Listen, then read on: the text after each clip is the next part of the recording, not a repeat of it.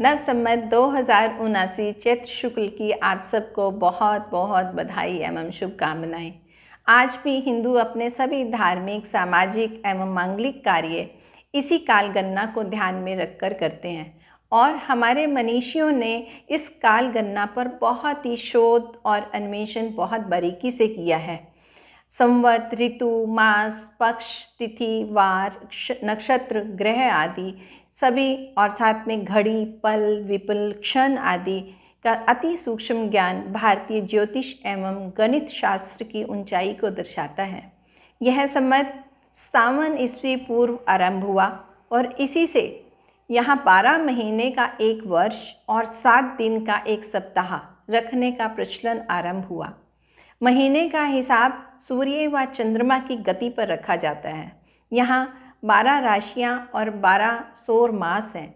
जिस दिन सूर्य जिस राशि में प्रवेश करता है उसी दिन की संक्रांति होती है और पूर्णिमा के दिन चंद्रमा जिस नक्षत्र में होता है उसी आधार पर महीने का नामकरण होता है।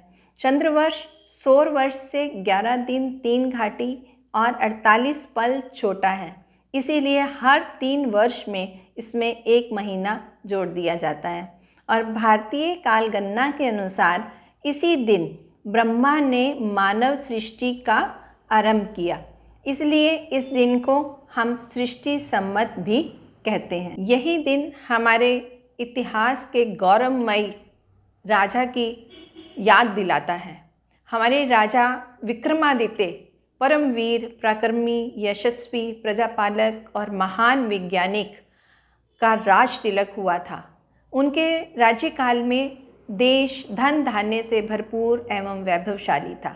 राजा विक्रम ने अपनी जनता की हर भलाई के लिए अपना जीवन लगा दिया, यहाँ तक कि अपने संचित राजकोष से अपनी सारी कमाई, अपना सारा कोष जनता को कर्ज मुक्त करने में लगा दिया। और जब सब सभा कर्ज मुक्त हो गई तो उन्होंने मंत्रियों से मंत्रणा कर और ज्योतिषों से परामर्श कर प्रयागराज में वात्स्यायन भारद्वाज की अध्यक्षता में एक धर्म सभा की और इस धर्म सभा ने सम्राट विक्रमादित्य को अपने नाम का संवत चलाने का अधिकार दिया।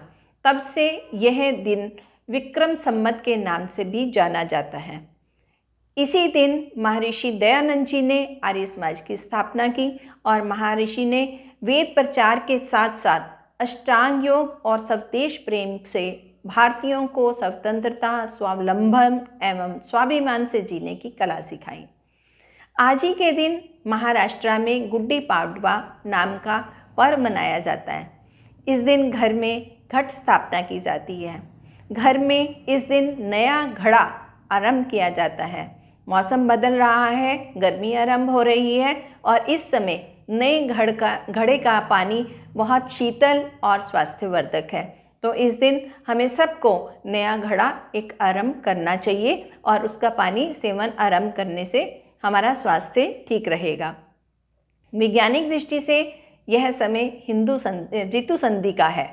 चंद्रमा की कलाओं, नक्षत्र एवं ग्रहों का प्रभाव हमारे स्वास्थ्य पर पड़ता है। इस समय हमारा पाचन संस्थान कुछ कमज़ोर होता है, डाइजेशन पावर कमज़ोर है, खाना पूरी तरह से पच नहीं पाता है। इसलिए इन दिनों में नवरात्र हैं और 9 दिन का उपवास हमारे लिए बहुत हितकारी है। इन्हीं दिनों पर हमें भोजन पर नियंत्रण रखना चाहिए और उपवास करना चाहिए। तो उपवास एक संकल्प है जिससे हमारे को पॉजिटिव थिंकिंग मिलती है, अपने अंदर एक दृढ़ता महसूस करते हैं और मन को शांति मिलती है।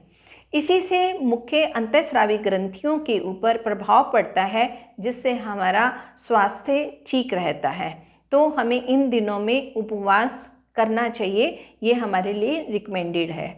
वर्ष प्रतिपदा के इस पावन पर्व को भारतीय इतिहास के स्वर्ण युग की स्मृति में और भावी पीढ़ी के लिए प्रेरणादायी हो और अनुकरणीय हो, इसलिए हमें अपने देश भविष्य के लिए इसे बहुत उल्लास एवं उमंग के साथ मनाना चाहिए। आइए कामना करें कि यह आने वाला संवत 2079 हम सब के लिए सुख शांति से भरपूर हो। धन्यवाद।